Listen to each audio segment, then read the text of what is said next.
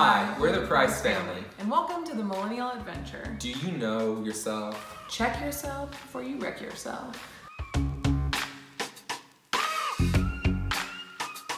Do you know yourself is a question we like to ask people all the time because it's the most important one of the most important relationships you're gonna have in your entire life. I mean, you think about it, you're gonna spend time with yourself for the rest of your life. And so it's important that you know who you are and what you were built for, your purpose and all those good things. And so when people kind of ask like, oh yeah, I think I know myself, what we kind of like to look at a little bit is how you react to things, because I think the way you react says a lot about whether or not that you know yourself. I mean, for example, have you ever been with somebody and they say something small that nobody else takes offensively, but it just like really irks you, like it makes you so angry, you fly off the handle, you're like ready to cut that person out of your life because they did you wrong.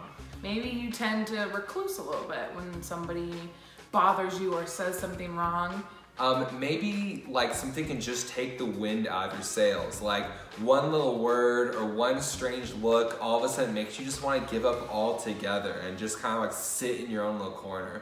Or maybe you're the type of person that's kind of like looking at your own like job and where you're working and you're kind of like wondering, why are you there? And like, what's your purpose in life? And like, you just feel like you're not hitting the mark, but you just don't know what hitting the mark for you is or what it looks like. So we're gonna talk about three different questions that you can ask yourself to help learn more about yourself.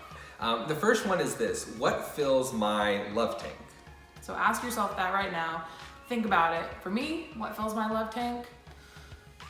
A nice trip to Target by myself. No, I'm just kidding. That's a mom thing. We took the love language test. I think it was in our premarital counseling.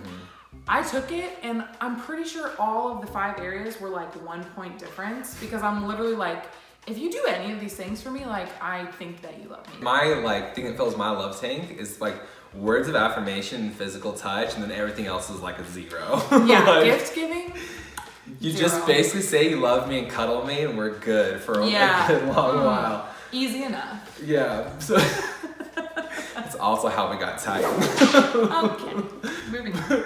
But the reason why we say, ask yourself what fills your love tank is because a lot of us have when we have friendships or when we're trying to understand ourselves better, we react a certain way and we don't understand why we react that way. But it might be because the world doesn't know what our love tank is. So the second thing that we want you to ask yourself is, what are my strengths and weaknesses?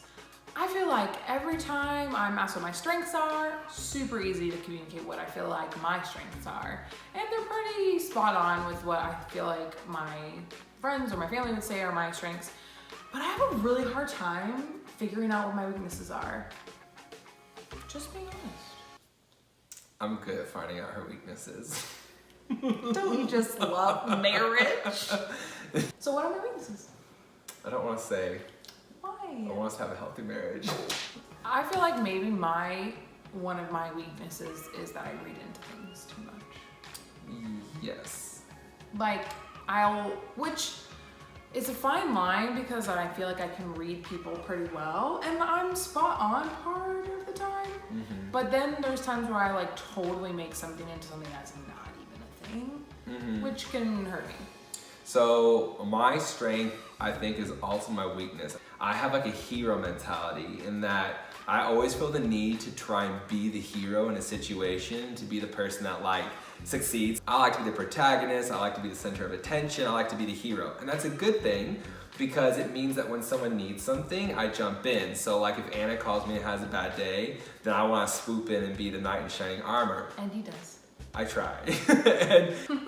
But the bad side of things is that when I don't think I can do well in something, or if I don't think that I can be the hero, then I don't want to be a part of it whatsoever. The third question you need to ask yourself is, what does success look like for you?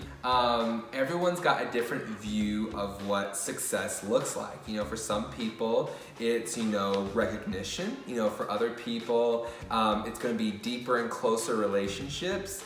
I feel like for me, success looks like being given a pat on the back. Maybe I've been told, hey, you did awesome on that project, or you're really appreciated for the time and the effort you put into something.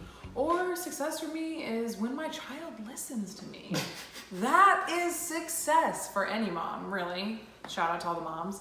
So to wrap it all up, we're gonna talk about what the main thought is. And the reason why we want you to ask yourself these 3 questions is because we believe you will feel less depleted when you take time to have purposeful reflection of yourself. For example, take all the personality tests in the world that you can take. Figure out your personality. We think out of all the personality tests that we've taken, the Enneagram is the best.